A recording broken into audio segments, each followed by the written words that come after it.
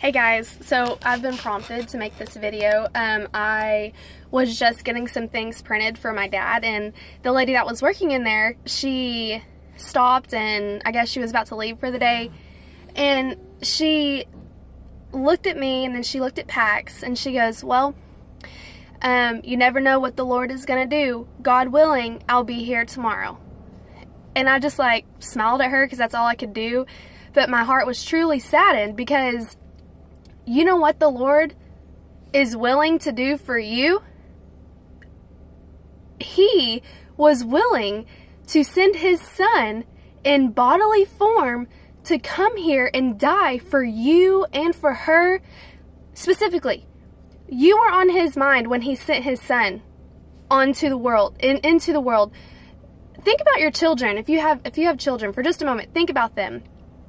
Think about knowing that the only reason that you're having this child is so He could walk on earth perfect, blameless, sinless, for the sole purpose of fulfilling the law, to become the ultimate sacrifice, to go through beatings and bruisings and temptation and pain and sadness. And you know, on the cross, y'all, His bones were showing. His flesh was destroyed. And He even cried out. He cried out, my God, why have you forsaken me? You know why God forsook Him in that moment? So that God wouldn't have to forsake us any longer. That's what He was willing to do for us. At that moment, the Son, He didn't have a father. The Father turned His back on the Son, Jesus, so that He could look at us and see His blood covering our body, so that we could stand upright now, so we could be righteous, so we wouldn't have to live in fear that we were breaking the law and setting curses on generations and generations and generations to come after our family. We don't have to fear that anymore. The complete law was fulfilled through Jesus. And His word says that I've given you my Son. What else will I not freely give to you? Guys, that was the ultimate sacrifice. So if the good Lord is willing, the good Lord was willing. He sent His Son, y'all. He sent His Son, His precious baby Son, to not even have a great fulfilling life like the way that we think about our kids. You know, we want to set up our kids for success, and we want them to be healthy and whole, and when our babies are coughing, they have a stuffy nose, or there's something wrong, does it not kill your heart? Does it not make you so sad? And you could, in an instant, you would take their place. But you know what? God did that for you, for your children, for your family. We cannot continue to say, if God willing, because He was willing. He's already fulfilled it for us. So Jesus has came to fulfill the entire law for us, and now righteousness is imputed into us. It's a gift that we can take because His precious blood was made on the cross, the ultimate sacrifice, the ultimate offering. Every single type of Old Testament offering was fulfilled in that blood. We don't have to live in fear anymore. We need to take advantage of what Jesus has done on the cross for us. Divine healing, divine protection, divine prosperity. He was naked on the cross.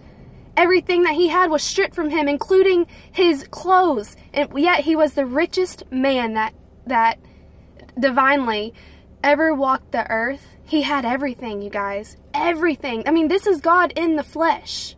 He had everything, and everything was stripped from Him on the cross so that we could live in prosperity. On the cross, He lived in poverty. He became poverty for us, and it says that He became sin. Sin, the noun, not sins, not, you know, the way we think about, well, I sinned today, or I'll sin in the future. He took sin. That's a noun. Like think about maybe a pin. Okay, if someone takes pins away from the earth, there are no more pins. You know what I'm saying? He took sin, the whole sin, the whole package, away from His believers on His body. and he cried out to his father, and his father turned his face away from him, and his back was towards him, and he could not help him on the cross because that was his duty, and that's what he did for us. That was his plan. And now the Father can turn towards us because now we are blameless, and he can look at us. Blameless through Jesus, not because of our works. So, you know what, guys? Take advantage of what Jesus has done on the cross for you. Look it up in the Bible. Figure it out. Whatever you're going through, find the truth and it will set you free. The Lord was willing. He's done it all for us. Rest. Take it. Ask him to blow your mind. Ask him to show you greater revelation of things. And when you do that, there is such a divine peace and a divine rest that's going to come on you and your family. Know that you're protected by the blood. Take advantage of what he did for you. Y'all have a great rest of the week. I just needed to share that with you guys. So thank you so much for listening.